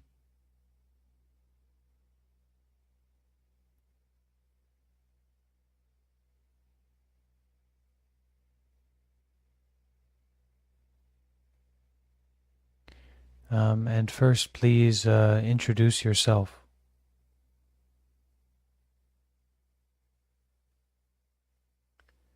If you are nervous, that is good. You should try to share and introduce yourself a little bit. Can you hear me? Yeah, yeah. Okay. Yes, my name is Jesse, same as my username. Um, I just joined this Discord a few days ago. I didn't even know you guys held these events, which is kind of cool. So my question was really, I wanted to know like the types of ways that are used to transform suffering into enlightenment.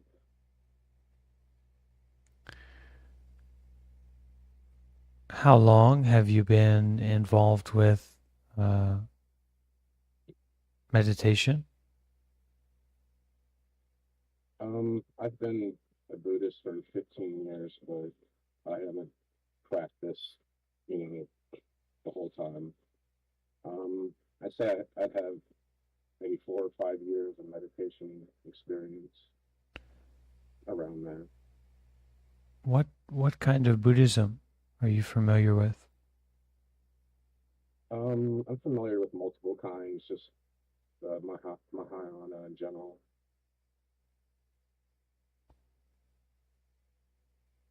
And how did you learn about our community here?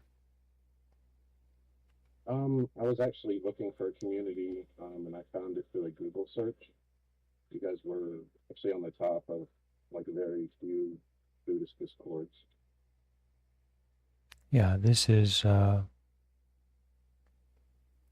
most active Buddhism and meditation community on Discord by a large margin.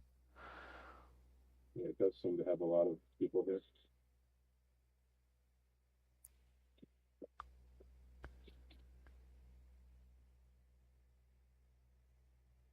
I began practicing seriously in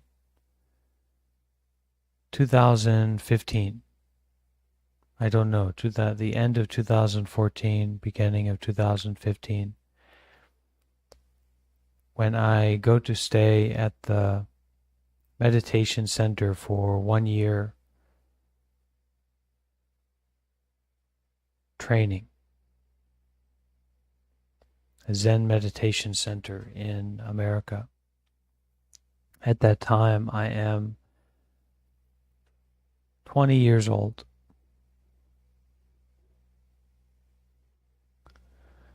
For a normal person or someone that has a general foundation of stability in their mind or their life, going to this kind of program will certainly change their mind a lot, but it is not too ridiculous or too intense for someone like that. Now, most people will not be interested. They will not have the good condition to go to a place like that anyway. Because in America, it is not a part of our culture to go to the meditation center or to visit the temple, to be around the meditators. It is not normal, not a part of our culture. For myself, when I went to the Zen meditation center, I was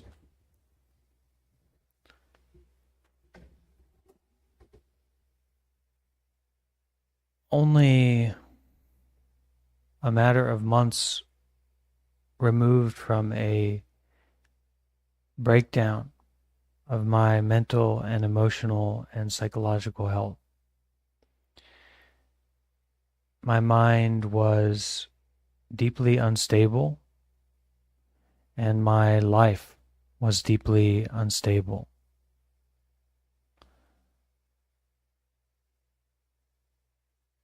Really, it's because of a good karma that I was able to go and stay at this meditation center. It really, if I would have been more upfront about my experience or my sufferings in applying to that center and interviewing for that position, I think they would not have accepted me to stay there. But somehow I was able to go and stay there. And this was a deeply difficult and intensive training to take this big ball of bhante, of suffering, of instability and anxiety and depression and evil. I was afraid of myself. And to go and sit facing the wall for a year, or to be immersed in a group and in a community that was all about facing myself and all about exposing myself It was really difficult. At a certain time, I even wanted to leave that place after a few months, but luckily I didn't.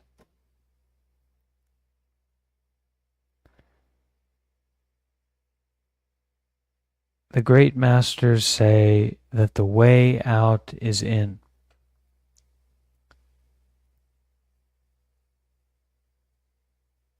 Be willing to go in. With all the muck, with all the instability, with all the confusion, with all the fear, with all the depression, with all the anxiety, with all the pain, be willing to go in. You can change your mind. You can heal your mind. You can become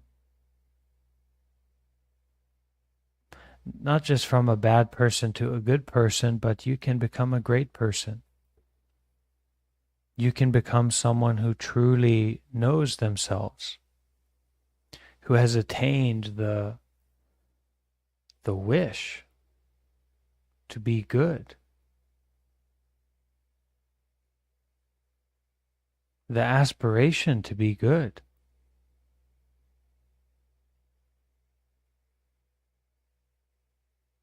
The aspiration to be mindful.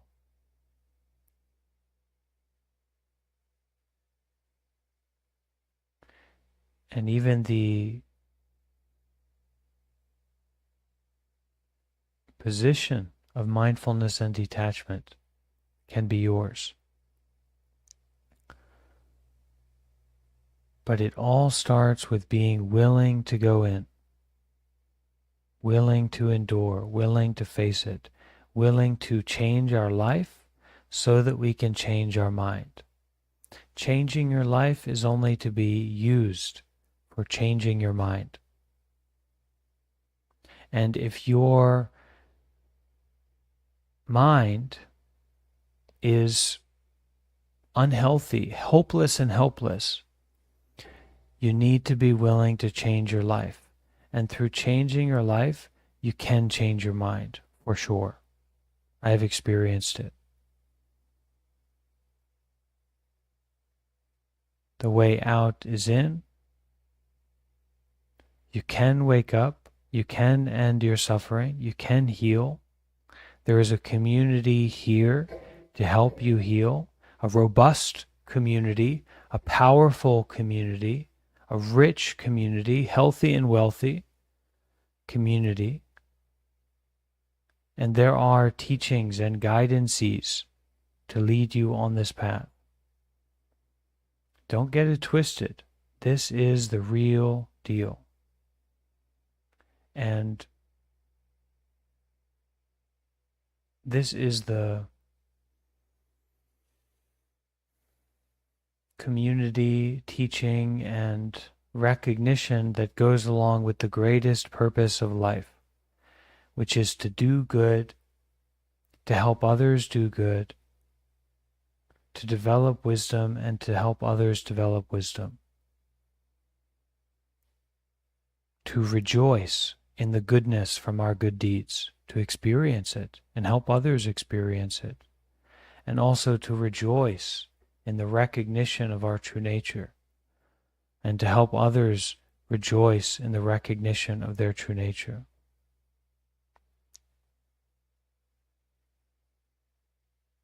We are still in the era where Buddha's bell can be heard.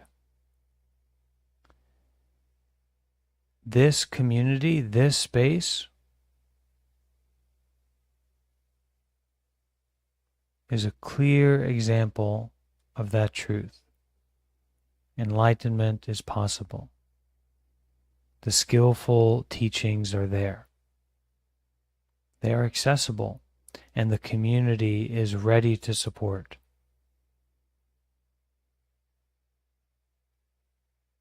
It is simply up to you to step forward, to donate, to volunteer, to show up, to be mindful, to be detached, to practice not just for yourself, but for the others, for all. To use your possessions, to use your body and mind and your material possessions and your bank account, not just for yourself, but for the others. In this way, we can fulfill the purpose of our life, and we can change our lives and the lives of the others so that we can change the mind of the society as well. Step by step, we will continue to practice together, and we will continue to show up and develop this community so that we can more fully and robustly help ourselves, help each other, and also help the society. That is the concerns of our community here.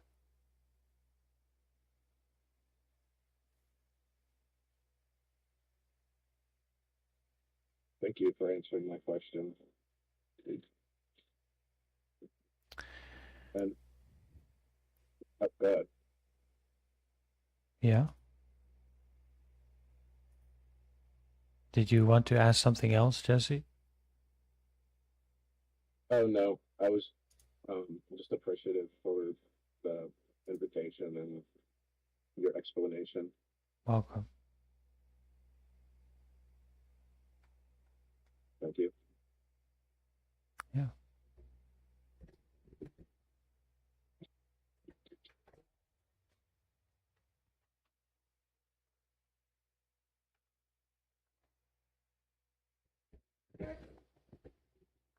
Anyone else?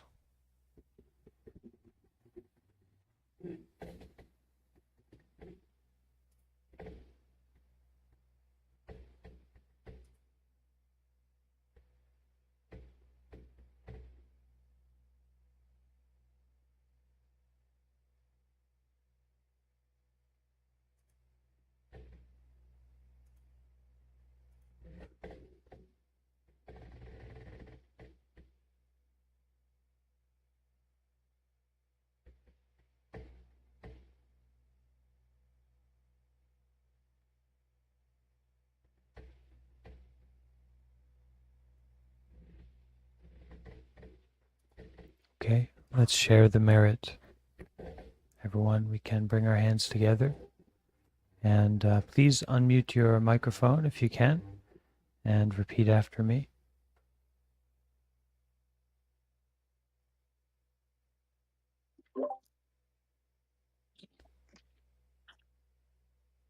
May all the merits that we have done till now May all the May all the merits that we have done till now be dedicated and shared out be dedicated, be dedicated and shared out toward all sentient beings. toward all sentient beings. May all sentient beings May May all sentient beings rejoice and share in our merits. rejoice rejoice and share in our merits. Sadhu. Sadhu. Sadhu.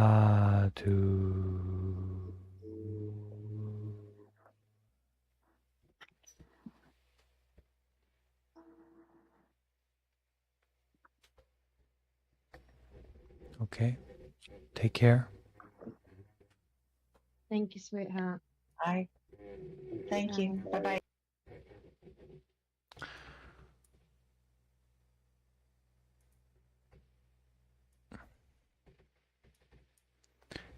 Everyone on YouTube, don't be shy to leave a like.